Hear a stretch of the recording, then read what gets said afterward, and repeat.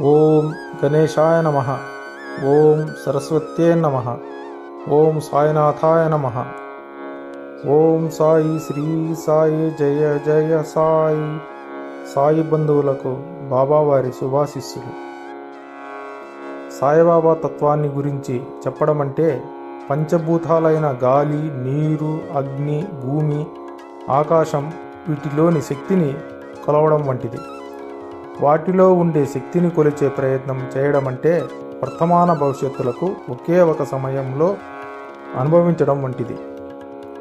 సాయి సచ్చరిత్ర ఆధ్యాత్మిక గ్రంథమని మనకందరికీ తెలుసు. సాయి తులియా కోర్టులో తన వయస్సు లక్షల సంవత్సరాలని చెప్పారు. శ్రీ సాయి సచ్చరిత్రలో బాబా ఈ విధంగా పలికాడు.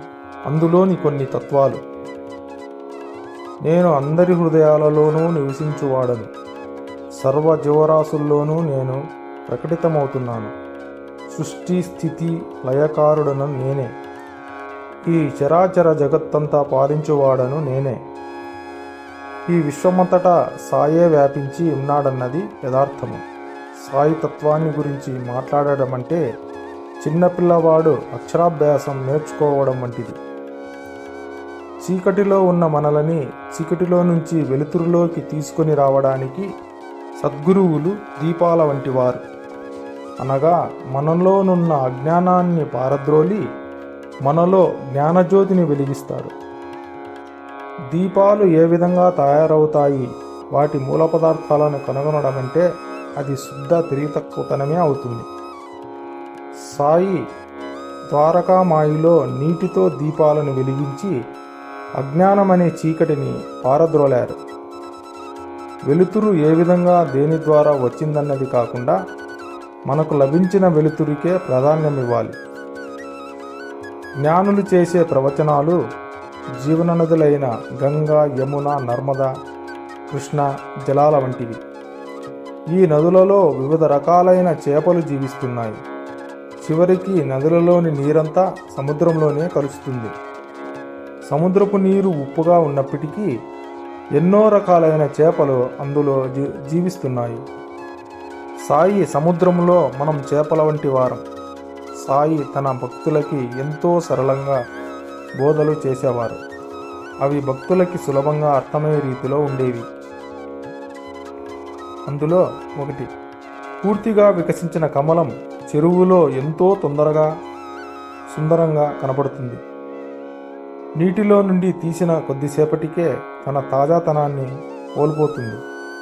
వాస్తవానికి కమలం నీటిలో ఉన్నా కూడా దాని యొక్క తాజాదనం పరిమితం.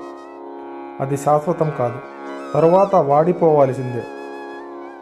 హేమాద్రి పంత్ లాంటి ఎంతోమంది జ్ఞానులు జన్మించారు.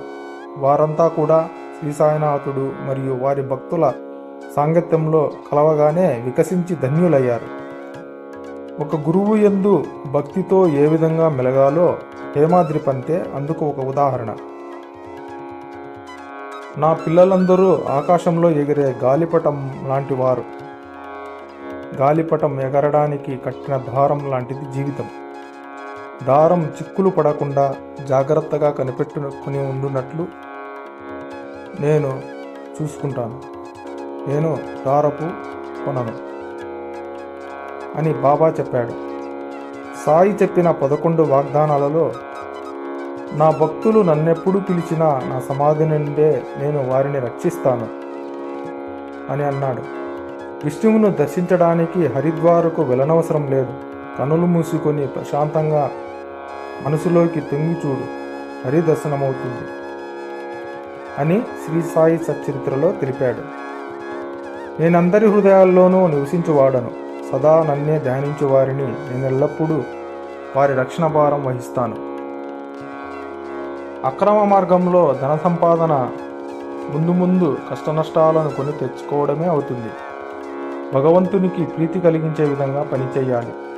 అది మాత్రమే మానవునికి దీర్ఘకాలంలో సుఖశాంతులను అందిస్తుంది. దీనికి సంబంధించిన తత్వం మనకు శ్రీ సాయి సచ్చరిత్ర నుండి కనపడుతుంది.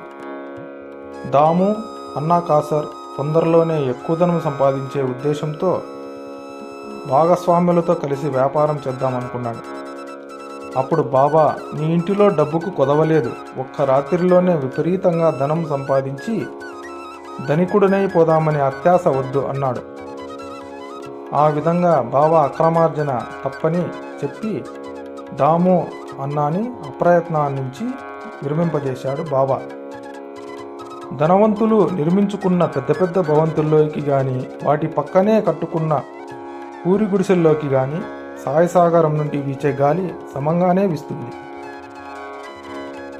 బాబా తన ప్రేమాభిమానులను అందరి మీద సమంగా చూపించేవాడు.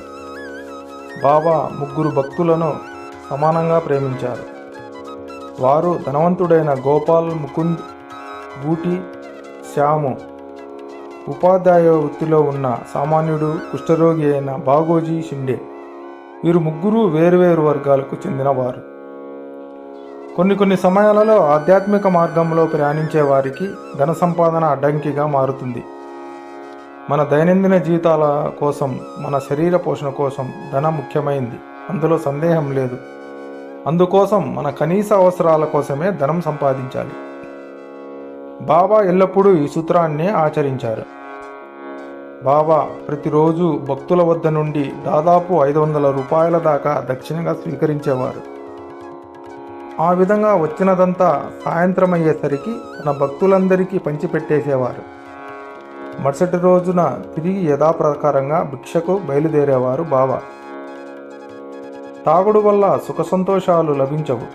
జీవితంలో నిర్వహించవలసిన బాధ్యతలను సక్రమంగా నిర్వర్తించినప్పుడే నిజమైన శాంతి లభిస్తుంది అని శ్రీ సాయి సచ్చరిత్రలో మనం ఇదే విషయాన్ని గమనించవచ్చు. బాబా ఒక తాగుబోతుకు కలలో కనిపించి అతని గుండెల మీద కూర్చుని గట్టిగా అదిమి పెట్టి జీవితంలో ఇక మరెప్పుడూ తాగనని వాగ్దానం చేసిన తర్వాతనే వదిలిపెట్టాడు. అనాథ ప్రేత సంస్కారం 1000 సార్లు గంగా స్నానం చేసినంత ఫలితాన్నిస్తుంది. దానికి ఉదాహరణ బాబా తన అంకిత భక్తుడైన మేగుడికి అంతిమ సంస్కారాలు నిర్వహించడం. నా పిల్లలు దీపావళి నాడు బాణసంచాలు కాలుస్తూ, విష్ణు చక్రాలను కాలుస్తూ ఆనందిస్తూ ఉంటే వారిని ఆ విధంగా చూడడం నాకెంతో సంతోషాన్ని కలగజేస్తుంది అని అన్నాడు. పండగ రోజులు సుఖ సంతోషాలకు ప్రతీక అని నమ్మేవారు బాబా. ఓం సాయి నమో నమః. శ్రీ సాయి నమో నమః. జయ జయ సాయి నమో నమః. సద్గురు సాయి నమో నమః. ఓం సాయి నమో నమః. శ్రీ సాయి నమో నమః. జయ జయ సాయి నమో నమః. సద్గురు సాయి నమో నమః. ఓం సాయి నమో నమః. శ్రీ సాయి నమో నమః. జయ జయ సాయి నమో నమః. సద్గురు సాయి నమో నమః. ఆ సాయినాథుని ఆశీస్సులు ఎల్లవేళలా మీ వెంటే ఉండాలని కోరుకుంటూ మీకందరికీ గురు పౌర్ణమి శుభాకాంక్షలు. జై సాయిరామ్.